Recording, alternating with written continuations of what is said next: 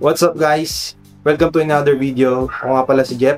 At ngayon guys, finally, ito yung latest na nirelease ng Infinix ngayon so far, yung Infinix GT30 Pro.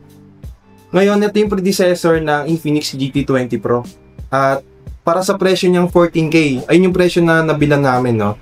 By the way, hindi sa akin to, no? Kay Mark Iraola to. Shoutout sa'yo, tol, kasi pinahira mo sa akin to. So far, upon testing, no, napaka-solid ng nakita ko dito na mga performance sa gaming at lalong-lalo na sa camera. Grabe, wala akong masabi ngayon. Ayun, ano pang inaantay natin? Excited ako ikwento sa inyo yung mga naranasan ko dito. Ano pang inaantay natin? Simulan muna natin sa unboxing at ayun, review na natin. Let's go!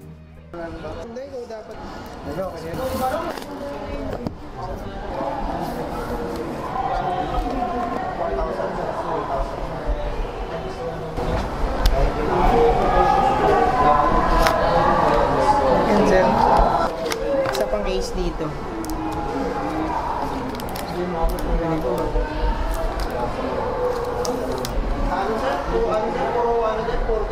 Pila natin siya.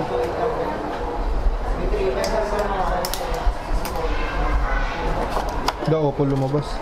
Oo po naman lumabas. Charger po. Ilang watts yan sir yung charger na? 45? 45 yes. 45 watts po. So buksan natin tong isa, no, para makita niyo. Cooling. Yung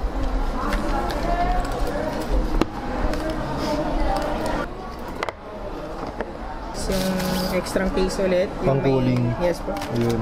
Mag-safe na siya. Ganda na ano.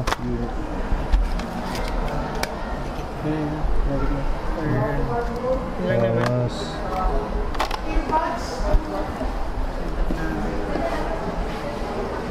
Pag-usapan natin guys yung build quality ng device na to.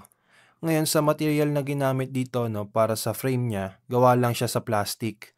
Pati yung likuran netong phone na to, gawa rin siya sa plastic. Pero guys, good news dahil IP64 naman tong device na to. Ibig sabihin kung mabasa to ng ulan, maambunan, or matapunan siya ng mga baso ng tubig, wala kayong poproblemahin kasi protected naman siya. So pag-usapan naman natin ngayon yung design ng phone na to at ano yung mga nagustuhan ko, no. Yung simplicity ng design, lalong-lalo na ng camera layout, masasabi mong para lang siyang casual phone, kagaya ng mga S20 FE na layout. Ngayon sa variant na to, no, kulay puti lang yung LED niya. So overall guys, talagang ang pogi niya tignan, no, with or without case. So sa display naman ng device na to, meron tayo ditong AMOLED display with 1 billion colors.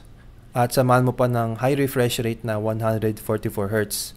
Ngayon, nakakatuwa lang rin, no, kasi meron pala tong eye protection na PWM with 2304Hz. Sa mga di nakakaalam, no, kung ano ibig sabihin ng PWM, ang ibig sabihin niyan ay pulse width modulation. So bigyan ko kayo ng example. Sa isang segundo guys, nag-on and off yung screen nyo ng 2304 times. Ganong kabilis yun, no?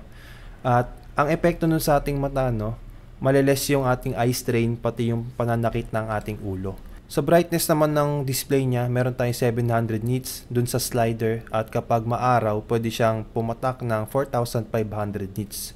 At yung kanyang display protection na Corning Gorilla Glass 7i. Out of the box guys, no, naka Android 15 na tayo dito on top of XOS 15. Ayan yung skin ng Infinix dito, no. At makaka-receive din tayo, no, ng 2 major Android update. Para naman sa chipset ng phone na to, meron tayo ditong MediaTek Dimensity 8350 Ultimate. At meron tayong GPU dito, no, na Mali G615MC6. Pag-usapan natin guys yung storage type ng device na to dahil ginagamit nito yung latest and greatest na UFS 4.0. Ngayon, ang kinaganda kasi neto, no, mas mabilis yung ating read and write speed. For example, nagda-download ka ng mga resources sa laro, mas mabilis na siya ngayong mag-e-extract, no. At kinaganda rin nito, no, mas battery efficient na siya at nag-improve din yung ating multitasking na performance. Sa camera naman ng Infinix GT30, naka 108 megapixel yung ating sensor dito at 8 megapixel na ultra wide. Ngayon kaya nito mag-record ng 4K at 30 FPS, miski yung 60 FPS, kayang-kaya rin. So ito yung ano guys, video quality ng Infinix GT30 Pro 4K 30. Tapos naka-on yung EIS natin dito, no? Kaya stable yung footage. Ayun, no?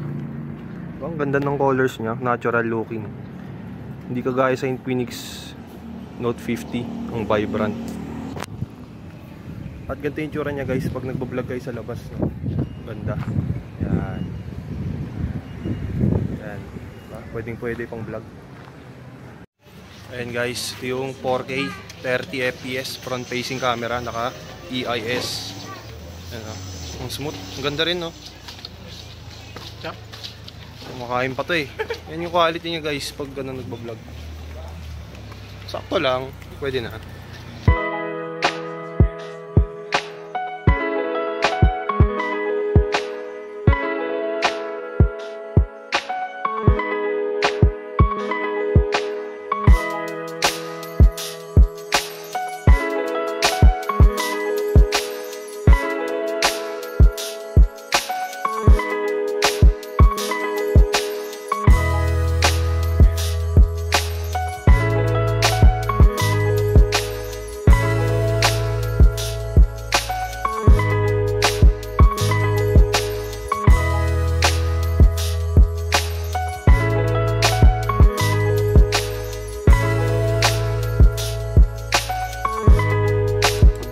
Para naman guys sa sound quality ng phone na to, naka stereo speaker naman siya, tuned by JBL.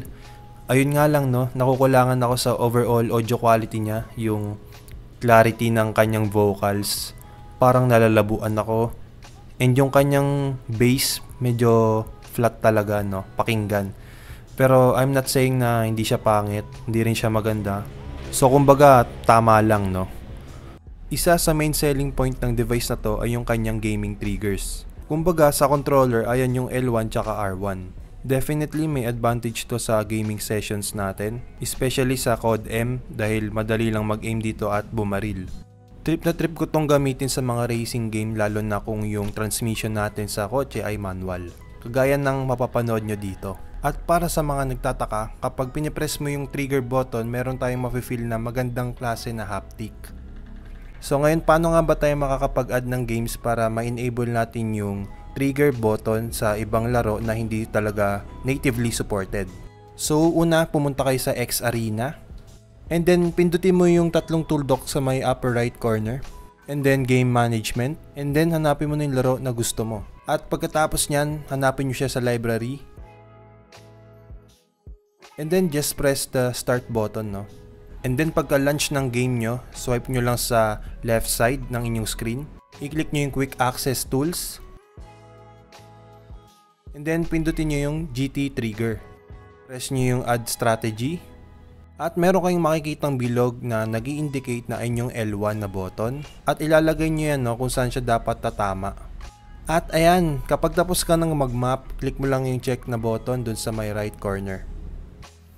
Ayan, so sa Antutu score nang nakuha natin sa device na to, without the cooler, meron tayong nakuwang 1,110,319 na Antutu score. Kung titignan po natin yung ating benchmark monitor, no?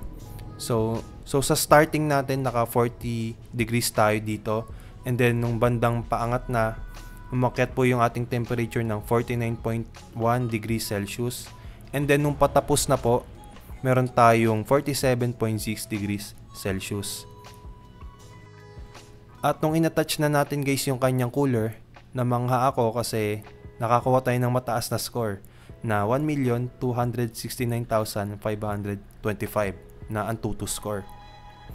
Ngayon kung titignan natin guys yung benchmark monitor, no, yung ating starting na test naka 36.1 degrees Celsius lang tayo compared sa una na 40 degrees. And then nung paakyat na siya, nag 44.3 degrees Celsius siya. And then nung patapos na, 40 degrees Celsius lang.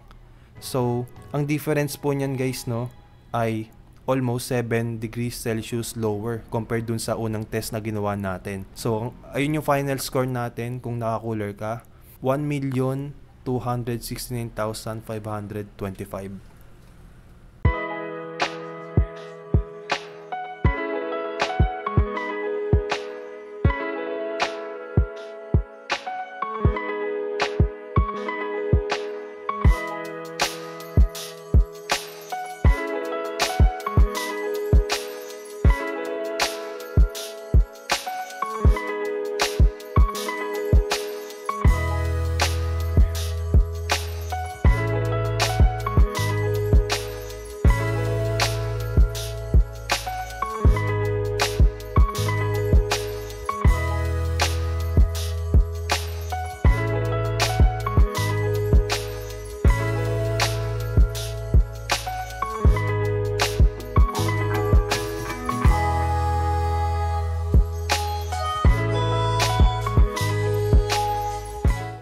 At sa battery naman ng Infinix GT30 Pro, meron tayo ditong 5,200 mAh na battery capacity with 45 watts na fast charging at 30 watts na wireless charging at 10 watts na reverse wired charging. At ayun guys, na-reach nyo na yung dulo ng video. Maraming salamat sa panonood. For more content like this one, no, please click the subscribe button and click the like button para ma-notify kayo sa next video natin at para sa algorithm ng YouTube natin, no. So, that's all guys. Thanks for watching. Peace!